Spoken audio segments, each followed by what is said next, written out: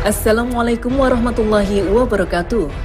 Pagi ini Kasana kembali menyajikan kepada Anda embun-embun ilmu yang terpendam dalam luasnya Kasana Islam. Allah Subhanahu wa Ta'ala tak segan membuat perumpamaan binatang kecil dan tampak remeh. Bahkan Allah Subhanahu wa Ta'ala menegaskan tak segan membuat perumpamaan yang lebih remeh dari nyamuk dalam firman-Nya. Sesungguhnya Allah tiada segan membuat perumpamaan berupa nyamuk atau yang lebih rendah dari itu. Adapun orang-orang yang beriman, maka mereka yakin bahwa perumpamaan itu benar dari Tuhan mereka, tetapi mereka yang kafir mengatakan, apakah maksud Allah menjadikan ini untuk perumpamaan?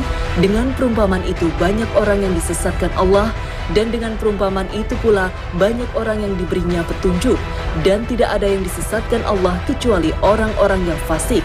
Quran Surat Al-Baqarah 26. Setiap makhluk di semesta ini punya tugas masing-masing. Bahkan setiap partikel terkecil di kosmos ini punya fungsi tersendiri. Artinya, tidak ada makhluk di alam ini kecuali punya misi yang sedang mereka jalani. Lalu bagaimana dengan nyamuk? Mengapa harus hadir dalam kehidupan ini? Keberadaan nyamuk di dunia sangat dinanti-nanti oleh pemangsa. Banyak binatang yang hidupnya bergantung kepada nyamuk. Jika tidak ada nyamuk, bisa jadi mereka akan mati kelaparan. Padahal para pemangsa nyamuk juga merupakan hidangan yang lezat bagi hewan-hewan lain yang lebih tinggi tingkatannya. Begitu seterusnya mata rantai makanan di bumi ini. Siklus ini menjamin keberlangsungan hidup di bumi. Nyamuk ikut berperan dalam menjaga keseimbangan di bumi ini. Lalu apa pentingnya bagi manusia? Nyamuk yang sering kita cela dan kita maki sebenarnya memberikan keuntungan yang sangat besar bagi kesejahteraan kita umat manusia. Penyakit-penyakit yang ditimbulkannya mendorong manusia untuk mempelajari nyamuk dari makanan, reproduksi, siklus hidup sampai mengapa gigitan nyamuk bisa menyebar maut. Ilmu pengetahuan pun berkembang, manusia termotivasi untuk menemukan obatnya, baik setelah mengetahui penyebabnya ataupun sebelum mengetahuinya. Dengan begitu, tak terhitung banyaknya orang yang hidupnya bergantung dari nyamuk. Hitung saja berapa banyak dokter yang hidup dari nyamuk, berapa banyak biologiawan yang bergantung hidupnya kepada nyamuk, berapa banyak pabrik yang keberlangsungannya bergantung kepada nyamuk, dan masih banyak lagi manusia yang bergantung hidupnya dari nyamuk. Nyamuk telah mampu mendorong ilmu pengetahuan, teknologi, dan seni. Bukankah dengan adanya nyamuk, manusia kemudian berhasil menemukan racun nyamuk?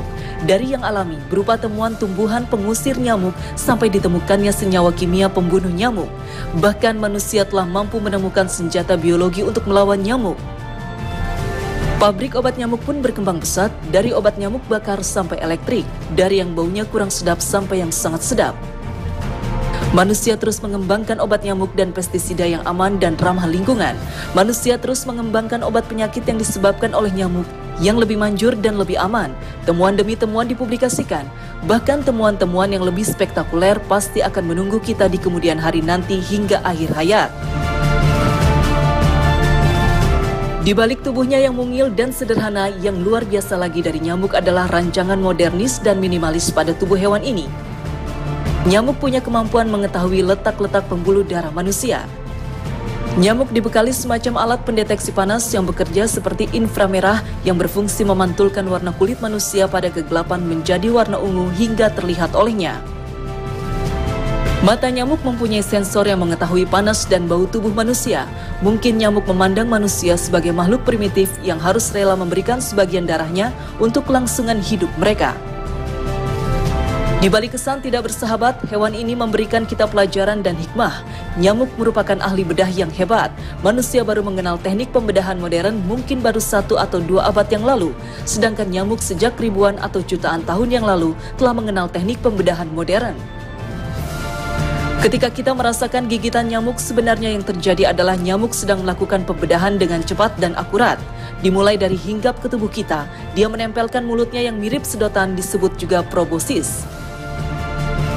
Lalu terdapat pisau yang merobek kulit kita dengan cara maju mundur hingga menemukan urat darah, setelah itu baru menghisap darah.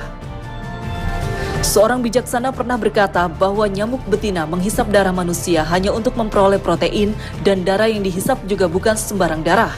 Yang menakjubkan, nyamuk mengambil darah manusia dalam jumlah yang sedikit hanya untuk mempertahankan 1 generasi turunan saja. Nyamuk yang mungil itu sadar keserakahan justru akan merugikan dirinya, perut membesar dan membuatnya sulit terbang. Kelincahan pun berkurang hingga mudah tertangkap mangsanya. Beda dengan manusia yang punya sifat serakah. Jika keuntungan di depan mata, tak mudah untuk menahan diri meraup sebanyak-banyaknya, bahkan sampai tega menghisap harta sampai 7 keturunan. Lihatlah nyamuk menghisap darah kita, hanya nyamuk betina. Nyamuk pembawa penyakit demam berdarah dengue atau DBD menghisap darah kita hanya pada pagi hari sekitar jam 7 sampai jam 11 dan sore hari jam 3 sampai jam 5. Bukankah target nyamuk yang bertubuh kecil dan tampak sederhana itu hanya mengincar korbannya pada pagi hari saat orang-orang pemalas yang pada jam-jam produktif masih tertidur? Bukankah dengan begitu nyamuk justru melecut kita agar semangat beraktivitas di pagi dan sore hari?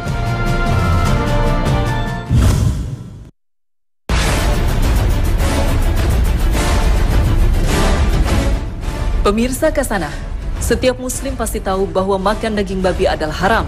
Tidak hanya sekali Al-Quran melarangnya, tetapi berkali-kali. Misalnya firman Allah, sesungguhnya Allah hanya mengharamkan bagimu bangkai, darah, daging babi, dan binatang yang ketika disembelih disebut nama selain Allah. Quran Surat Al-Baqarah 173. Juga firman dalam surah Al-Ma'idah ayat 3 dan surah Al-An'am ayat 145. Tidak hanya dalam Al-Quran, dalam kitab-kitab terdahulu, daging babi juga diharamkan. Jika demikian halnya, lalu mengapa babi diciptakan? Sebagai muslim, jika kita diperintah oleh Allah untuk melakukan sesuatu atau meninggalkannya, maka kita harus tunduk dan patuh, sembari meyakini bahwa perintah tersebut pasti mengandung hikmah besar meskipun kita belum mengetahuinya. Namun di waktu sama kita juga dianjurkan untuk berpikir, merenungkan hikmah yang tersembunyi di balik ayat-ayat Allah. Di samping itu, kita juga harus yakin bahwa tidak satupun dari ciptaan Allah Subhanahu wa Ta'ala yang sia-sia, meski mungkin saja belum tersingkap sama sekali apa manfaat dan kegunaannya. Setiap makhluk di semesta ini punya tugas masing-masing. Bahkan setiap partikel terkecil di kosmos ini punya fungsi tersendiri. Artinya tidak ada makhluk di alam ini kecuali punya misi yang sedang mereka jalani. Terkait dengan hikmah penciptaan babi, banyak analisa yang diberikan oleh para ulama atau pemikir terkait dengan hikmah mengapa babi diciptakan kemudian diharamkan, di antaranya untuk menguji manusia. Allah terkadang menciptakan sesuatu sebagai bahan ujian bagi manusia apakah akan patuh ataukah melanggarnya. Seperti halnya babi, jika orang memakannya, maka ia telah gagal dalam menghadapi ujian tersebut. Namun jika ia berhasil menghindari larangan itu dengan tidak memakannya, berarti ia telah lulus akan ujian yang telah Allah berikan. Allah Subhanahu wa Ta'ala telah berfirman, Dialah Allah yang menciptakan mati dan hidup untuk menguji kalian siapakah di antara kalian yang paling baik amalnya. Quran Surat Al-Mulk 2. Babi juga diciptakan agar menjadi pembelajaran bagi kita agar tidak mengikuti tabiatnya.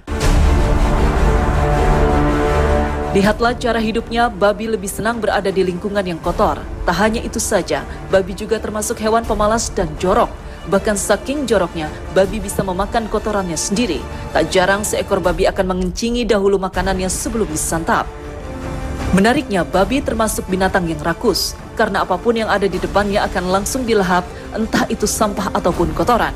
Bahkan sebagian peneliti hewan mengatakan bahwa demi memuaskan hasrat makannya, terkadang babi akan memuntahkan makanan yang baru ia makan lalu memakannya kembali. Tentu dengan sifatnya yang jorok, malas sekaligus kotor menjadikan kita harus menjauhi segala tabiatnya, karena jika tidak, apakah rela jika kita disamakan dengan binatang ini?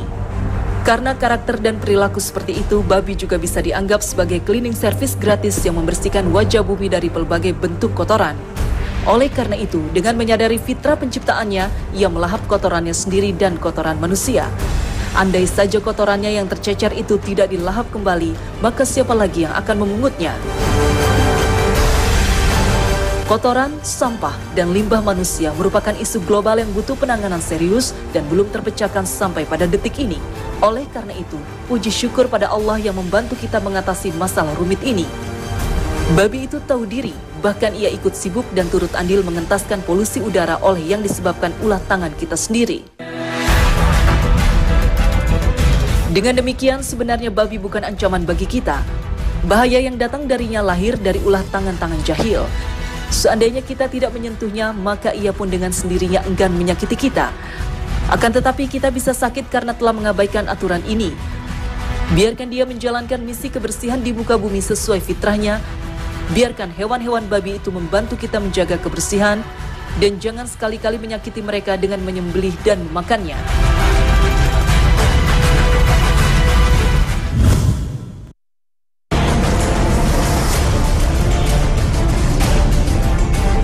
Pemirsa Kasana, bila Quran untuk seluruh umat manusia, kenapa diturunkan dalam bahasa Arab?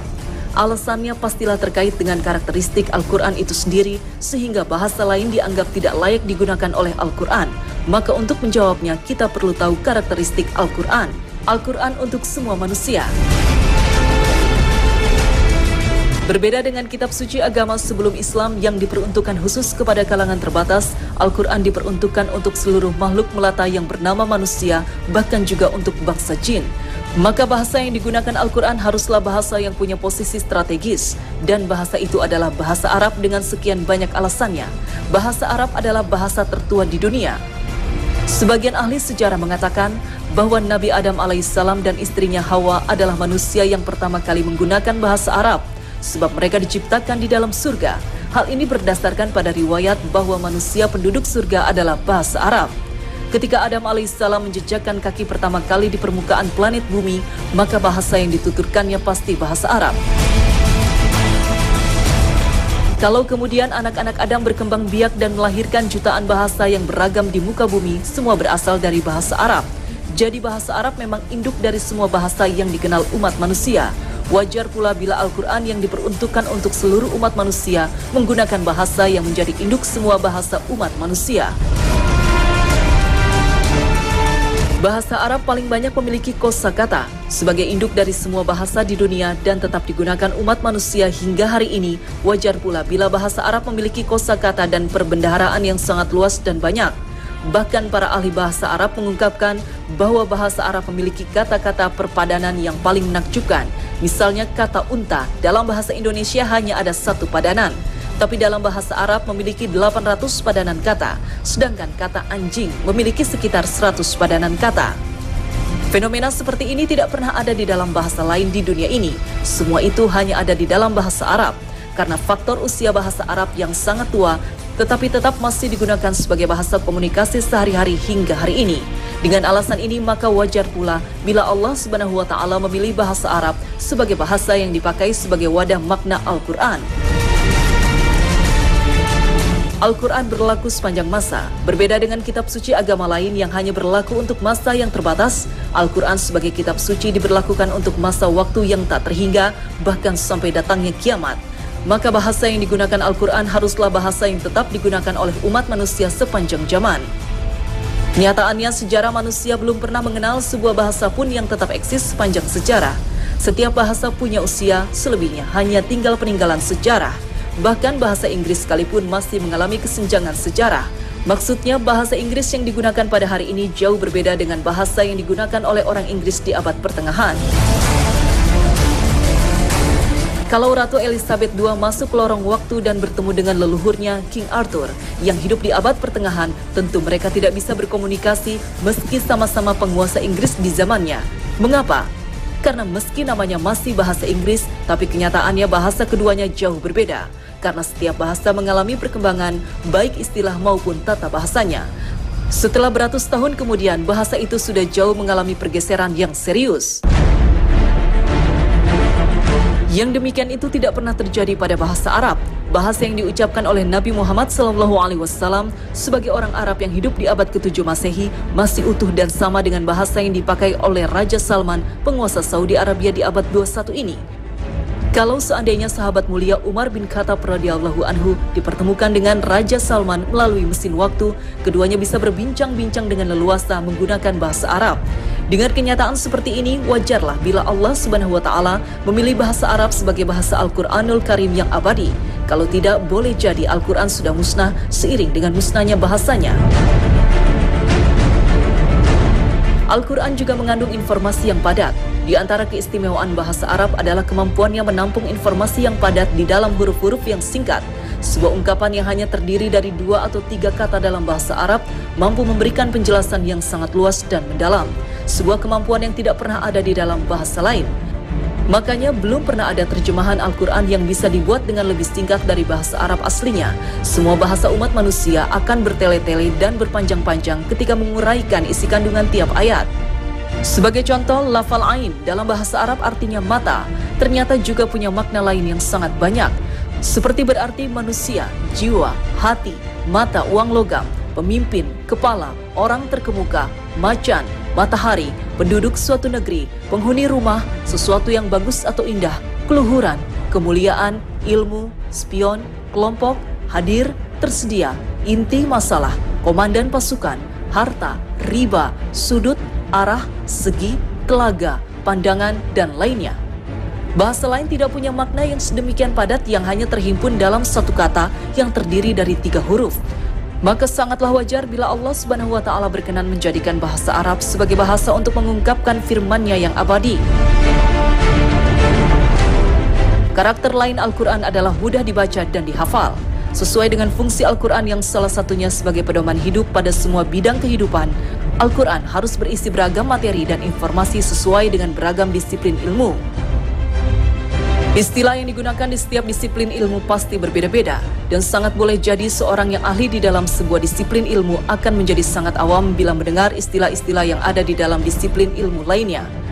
Dan kalau beragam petunjuk yang mencakup beragam disiplin ilmu itu harus disatukan dalam sebuah kitab yang simpel, diperlukan sebuah bahasa yang mudah dan sederhana, tetapi tetap mengandung banyak informasi penting di dalamnya. Bahasa itu adalah bahasa Arab. Karena bahasa Arab mampu mengungkapkan beragam informasi dari beragam disiplin ilmu, namun tetap cair dan mudah dimengerti. Saking mudahnya bahkan bisa dihafalkan di luar kepala. Inilah salah satu karakter bahasa Arab yang mudah dihafalkan. Bahkan penduduk gurun pasir yang tidak bisa baca tulis pun mampu menghafal jutaan bait syair bahasa Arab. Dan karena mereka terbiasa menghafal apa saja di luar kepala, sampai-sampai mereka tidak terlalu butuh lagi dengan alat tulis atau dokumentasi. Kisah cerita yang tebalnya berjilid-jilid buku bisa digubah oleh orang Arab menjadi jutaan bait puisi dalam bahasa Arab dan dihafal luar kepala dengan mudah. Barangkali fenomena ini menjadi salah satu faktor yang menyebabkan tulis-menulis kurang berkembang di kalangan bangsa Arab saat itu. Buat apa menulis kalau semua informasi bisa direkam di dalam otaknya? Maka sangat wajar pula jika Nabi Muhammad SAW juga dikenal sebagai seorang yang buta huruf. Maka tak berlebihan jika Allah Subhanahu wa Ta'ala menjadikan bahasa Arab sebagai bahasa Al-Quran. Al-Quran juga harus indah dan tidak membosankan. Salah satu keunikan bahasa Arab adalah keindahan sastranya tanpa kehilangan kekuatan materi kandungannya. Sedangkan bahasa lain hanya mampu memenuhi salah satunya. Kalau bahasanya indah, kandungan isinya menjadi tidak terarah. Sebaliknya, kalau isinya informatif, maka penyajiannya menjadi tidak asik diucapkan. Mari kita rasakan perbedaannya.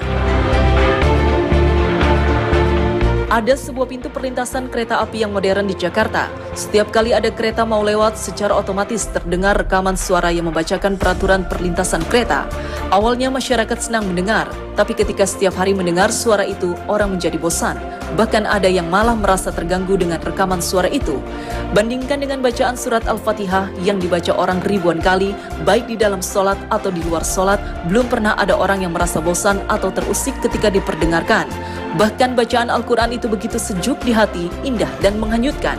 Padahal tidak semua orang mengerti bahasa dan artinya. Bagi orang yang mengerti bahasanya, tentu akan ketagihan, ingin selalu mendengarnya. Tidak ada satupun bahasa di dunia ini yang bisa tetap terdengar indah ketika dibacakan, namun tetap mengandung informasi kandungan yang kaya kecuali bahasa Arab. Maka wajarlah bila Allah Subhanahu wa Ta'ala berfirman dengan bahasa Arab.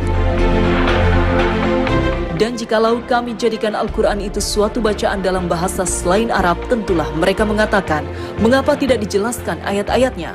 Quran Surat Fussilat 44.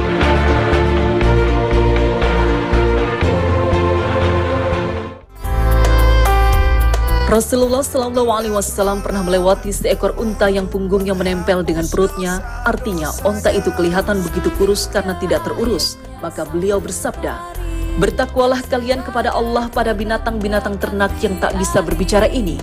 Tunggangilah ia dengan baik-baik, makanlah pula dengan cara yang baik." Hadis riwayat Abu Daud. Terkait dengan perhatian Nabi SAW terhadap binatang, seseorang bertanya pada Rasul SAW, "Wahai Rasul, kami telah menyembelih seekor kambing, tetapi kami melakukannya dengan penuh kasih sayang." Lalu beliau bersabda, Walau hanya seekor kambing, tetapi jika kamu menyayanginya, maka Allah akan menyayangimu. Hadis riwayat Bukhari. Allah Subhanahu wa Ta'ala berfirman, "Dan tiadalah binatang yang ada di bumi dan burung-burung yang terbang dengan kedua sayapnya, melainkan umat-umat juga seperti kamu. Tiadalah kami alpakan sesuatu pun di dalam Alkitab, kemudian kepada Tuhanlah mereka dihimpunkan." Quran Surat Al-An'am 38.